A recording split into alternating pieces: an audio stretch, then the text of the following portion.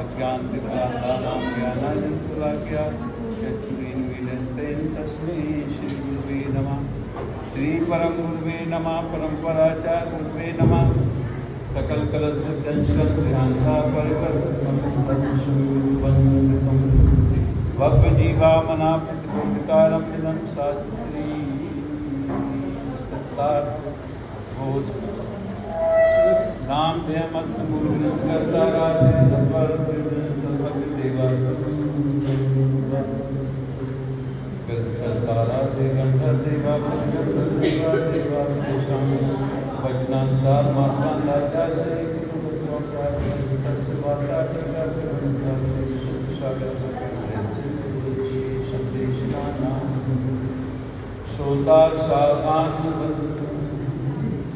मंगलम भगवान वीरो मंगलम गौतमो गणी मंगलम सदमंगलम मंगलम सत्कल्याणकारकम नादम सत्धर्माणां जयम शासनम जयम बोलो महावीर भगवान की जय। आचार्य शिवसागर जी महाराज की जय।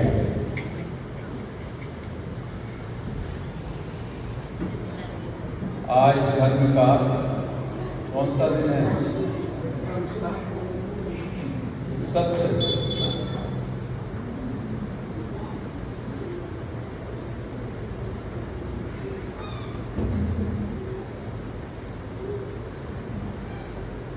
बोलो महावीर भगवान की उत्तम सत्य धर्म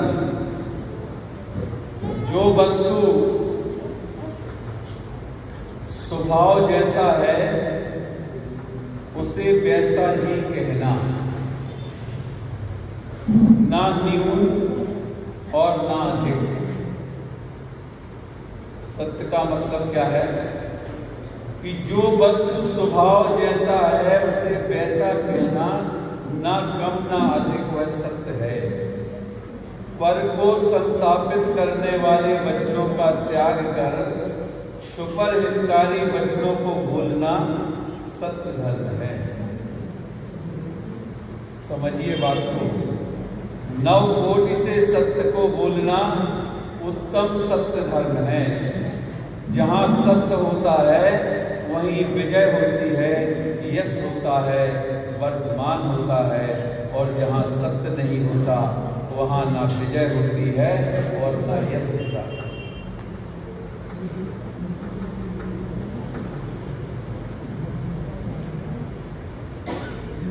कर्ण के वचनों को संपूर्ण विश्व स्वीकारता है, पर कर्ण कटु वचनों को पशु भी नहीं स्वीकारता।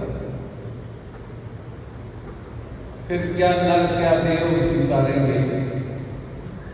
आचार्य कहते हैं कि अहो मित्र, प्रिय बोलो, हितकारी बोलो, लेकिन सीमित बोलो।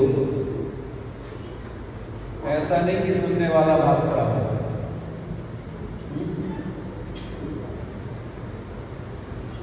जिसका जीवन सत्य के साथ रहता है उन महान भावों के साथ विश्व खड़ा रहता है।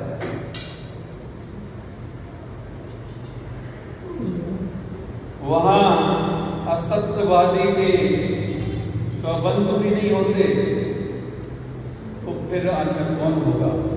कहते हैं उसके जो असत्यवादी के स्वबंधु स्वजन होते हैं वो भी उसके लिए होते हैं।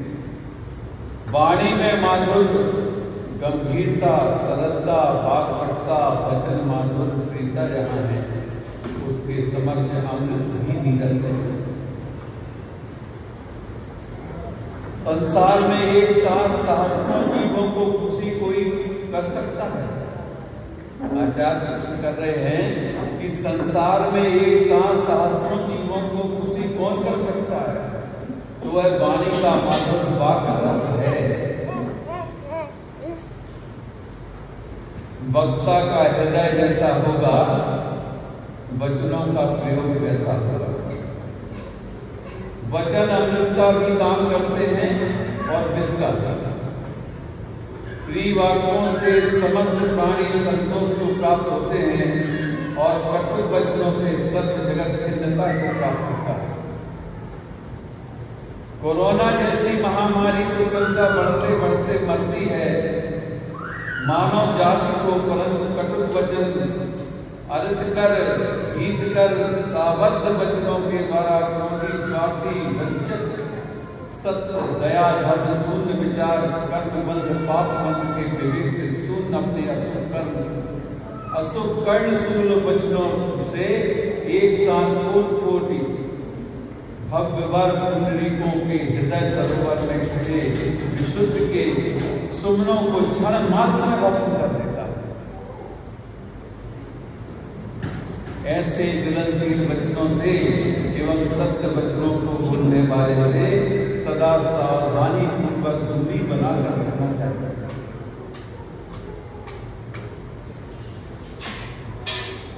आचार्य कहते हैं कि भवन बनाने में कितना द्रव्य कितना पुरुषार्थ लगता है, यह विचार भवन जलाने वाले के अंदर कहाँ होता है? जिसने बनाया है उसे मालूम है। तो कहते हैं जलाने वाले के अंदर कहाँ, भावों की विशुद्ध में कितना पुरुषार्थ लगता है, उसकी क्या कीमत है। विशुद्ध मोक्ष महल कैसे निर्मित होता है, यह अविचारवादी प्रेक्षा शून्य कटुक हास्यवादी को क्या मालूम। जैसे आप अग्नि से दूर रहते हो, उसी प्रकार ऐसे हितकारी वचनों के दरिद्रों से सदा दूर रहना चाहिए। बहुत बच के रहना चाहिए कि झूठ बोलते, कब कहाँ जाके किसकी चुगली कर रहे हैं, किसके बारे में क्या कह रहे हैं, इनका कोई भरोसा नहीं। आचार्य लिख रहे हैं, कह रहे हैं कि इनसे बहुत बच के रहो, इनकी किसी भी बात पर विश्वास नहीं करो। इसी प्रकार ऐसे हितकारी वचनों के दरिद्रियों से सदा दूर रहना चाहिए। यदि स्वहित भावना सो के अंदर है तो साथ ही ऐसे दुर्बुद्धियों पर भी करुणा एवं माधुर्यम भाव रखना। तो भी कह रहे हैं कि भाई इन पर करुणा करके रखना, जानते हुए भी कि इस तरह के हैं, फिर भी उनमें करुणा भाव रखना। ऐसे जीवों के अंदर भी सद्भावना बनाकर चलना जो स्वकर्मों से ही पीड़ित हैं, जो खुद अपने कर्मों से पीड़ित हैं। तो कह रहे हैं कि ऐसे लोगों के साथ सद्भावना बना के चलना। जो स्वस्वर नाम कर्म शून्य तथा दुस्वर नाम कर्म के उदय से युक्त हैं, उन्हें भी शुभ कर्मों का उदय प्राप्त हो। ये भावना हमारे हैं आचार्य कि भाई उनके अंदर भी अच्छी भावना का उदय हो। आगे क्या कहते हैं आचार्य, प्रभावी पुण्य पुरुष सहज ही मित्र भाजी एवं मित्र भाषी होते हैं। मित्र भोजन मित्र भाषण दोनों ही व्यक्तियों के व्यक्तित्व को वर्धमान करते हैं। जो मधुर गंभीर आगम सम्मत बोलता है, उसे जगत आस्था से समय निकाल के सुनता है। बहु विलापी बहुभाजी दोनों में से साधु आत्मरक्षा करते हैं। इनसे इनके विचारों पर स्वपरिवार से भी सम्मान नहीं रहता, फिर अन्यत्र कहाँ जाए। घर के लोग भी उनका सम्मान नहीं करते। वो सब जीवन में वे नर धन्य हैं जो सत्य धर्म भाष्य समित वचन बुद्धि और सत्य अनुव्रत का पालन करते हैं। वे सभी व्रत अनर्थों से आत्मरक्षा करते हैं। मौन सर्वश्रेष्ठ, आचार्य कहते हैं कि मौन सर्वश्रेष्ठ है, जो सज्जनों की सभा में भी सम्मान प्राप्त करता है। आवश्यकता पर सीमित भाषण करें। आचार्य बता रहे हैं कि क्या करना चाहिए। आवश्यकता पर सीमित भाषण करें, जहां आवश्यकता ना हो वहां मौन धारण करें। परंतु जहां पर धर्म का नाश हो रहा हो, चेता दिया यहां आचार्य ने कि जहां पर धर्म का नाश हो रहा हो, क्रियाओं का ध्वंस हो रहा हो, सत सिद्धांत का वैप्लाव हो, वहां पर बिना पूछे भी बोलना चाहिए। भूतार्थ सत्य सिद्धांत की रक्षा के लिए ऐसा आगम आदेश है। आत्म साधक के लिए मृदु मधुर गंभीर मोक्ष मार्ग के पोषण वाक्यों को ही बोलना चाहिए। जिन वचनों से संशय रूप भ्रम का विच्छेदन हो वही हितकर वचन हो। उन वाक्यों का प्रयोग कभी नहीं करना चाहिए जिन वचनों के संशय भ्रम खड़ा हो जाए तथा लोग विपत्ति में पड़ जाए। ऐसा सत्य भी नहीं बोलना चाहिए।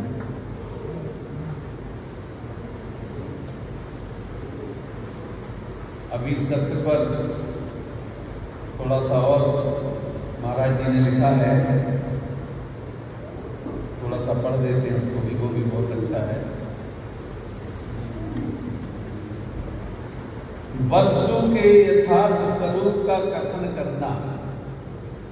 क्या कह दिया कि वस्तु के यथार्थ स्वरूप का कथन करना, विपरीत हीनाधिक कथन नहीं करना तथा प्रसक्त साधु वचनों का बोलना सत्य धर्म है। सत्य का अपमान किया जा सकता है परंतु फिर भी सत्य सत्य ही रहता है।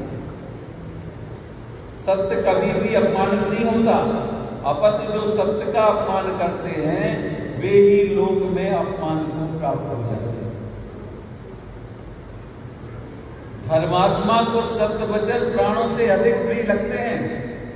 प्रभावी जन मितभाषी होते हैं क्योंकि बहुप्रलाप प्रबुद्ध शक्ति का अभाव कर देता है। जो भाषण स्वयं के लिए मधुर नहीं लगता वह अन्य के लिए भी प्रयोग न करे। सज्जन व्यक्ति गुरुजनों के समक्ष अल्प गंभीर अर्थ प्रधान विनय मिश्रित वचनों का ही प्रयोग करते हैं। महाजन स्वमुख से भी ना तो कभी दूसरों की निंदा करते हैं और ना ही स्वयं की प्रशंसा करते हैं।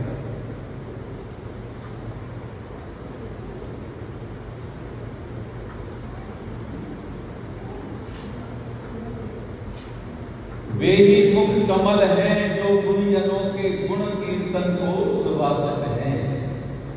उन मुख कमलों का साधु जन भ्रमर की भांति भ्रमण करते हैं। असत्यभाषी विश्व का विश्वासी होता है, स्वपरिजनों पर भी उसका विश्वास नहीं करता। फिर अन्य को क्या करते? हितकारी मृदु मधुर गंभीर विश्वबंधु के कारण वचनों का प्रयोग व्यक्ति के व्यक्तित्व का न्यायक है। असत्य भाषण करने वाले कभी भी आत्मशक्ति को प्राप्त नहीं होते। भाषा विशुद्ध तो उनके निकट कभी भी नहीं आती। असत्यभाषी का सर्वस्व अपमान होता है, वह स्वयं ही स्वयश का घात करता है। मृदभाषी साधु जनों के में निम्न स्थान पाता है। कौन सा स्थान पाता है? असत्य भाषण करने वाले लोग काम साधने के लिए बहुत मीठा मीठा बोलते हैं,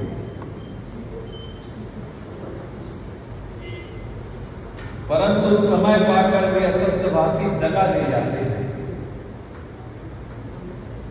साधु पुरुषों के वचन हित प्रिय तथा धर्मीय सिद्धि के कारण होते हैं।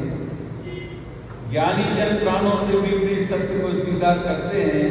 प्राण को अनेक भाव में अनेक बार प्राप्त हुए। क्या लिखा चाहते हैं कि प्राण तो अनेक भावों में अनेक बार प्राप्त हुए हैं और होते रहेंगे, परंतु सत्य बार बार प्राप्त नहीं होता। अगर एक बार किसी को असत्य बोल दिया, सत्य होते हुए भी असत्य बोल दिया तो फिर सत्य नहीं हो सकता।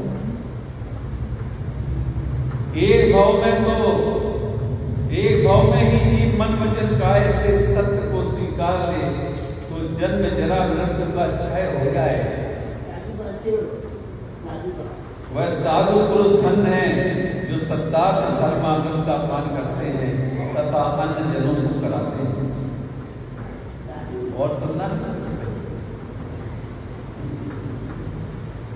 मधुर भाषण से दरिद्री जनों के पास वास करने की अपेक्षा वनखंड का वास श्रेष्ठ है। सत्य वचन सत्य जीवन स्वयं में ही उच्चता के शिखर का जीवन है। इसके लिए पर की प्रशंसा की आवश्यकता नहीं है। जो गुण स्वयं में नहीं फिर भी उन गुणों को से युक्त स्वीकारना, यह असत्य वाग वृत्ति का जीवन है। गुणी जनों के गुणों को नहीं स्वीकारना यह असत्य मन का विकल्प है, और यही विकल्प गुणहीन बना देता है। जिसके वचन सत्य गुणों के कीर्तन में लगते हैं, मात्र उसका ही वचन बल सम्यक सार्थक है। जो पुरुष आगम अनुकूल सत्य भाषण करते हैं, उन्हें वचन सिद्धि हो जाती है। बताइए क्या लिख दिया कि जो पुरुष आगम कुल सत्य भाषण करते हैं, उन्हें वचन सिद्धि हो जाती है। जो बोल लेते हैं उनसे हो जाता है। यदि आप अपनी बात सुनाना चाहते हैं तो सर्वप्रथम स्वयं दूसरे की बातों को भी ध्यान से सुनना चाहिए। जो भाषण दूसरों को कष्टप्रद हो, पर निंदा परक, हिंसा युक्त कर्कश हो, ऐसे भाषण का पूर्ण त्याग कर देना चाहिए। ये सब वचन असत्य की कोटि में आते हैं। ज्ञानी जन वे ही वचन बोलते हैं, वे ही वचन सुनते हैं, उन्हीं वचनों की अनुमोदना करते हैं जिन वचनों में आत्महित निहित होता है।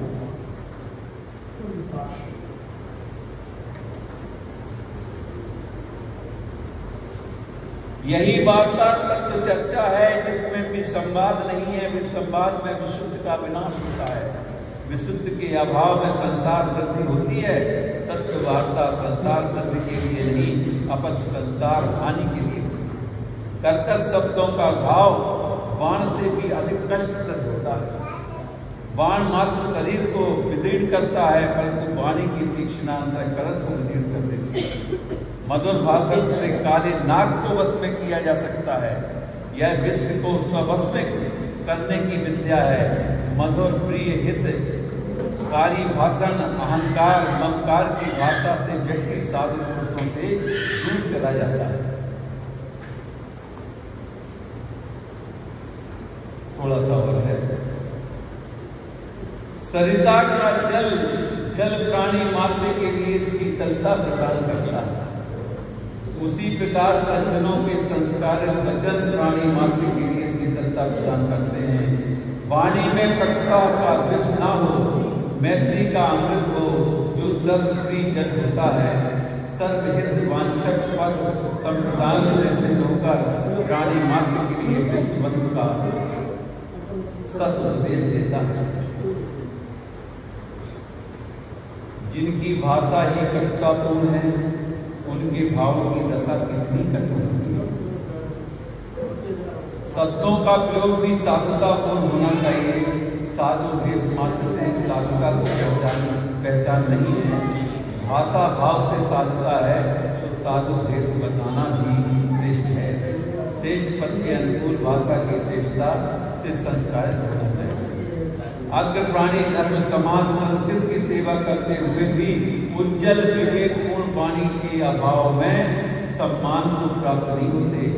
पर प्राणी पीड़ा कारक शब्द भी सज्जन लोग नहीं होते, क्योंकि उन्हें बोध होता है कि सत्य का भाव बहुत गहरा होता है, जो सीधा अंतःकरण में होता है। ऐसे शब्दों का प्रयोग मत करो जिसमें परस्पर में प्रीत का वियोग हो जाए, वैर का संयोग बन जाए। धन्य वे साधक जिनके वचन अमृत से भी अधिक मीठे, चंद्रमा की चांदनी से भी अधिक शीतल, वे ही धरती पर मैत्री भाव संस्थापक हैं। यदि आप सत्य संपत्ति की रक्षा चाहते हैं तो संपूर्ण साधनाओं में सबसे श्रेष्ठ साधना मौन व्रत है, और उसका निर्दोष पालन करो। उत्तम सत्य धर्म की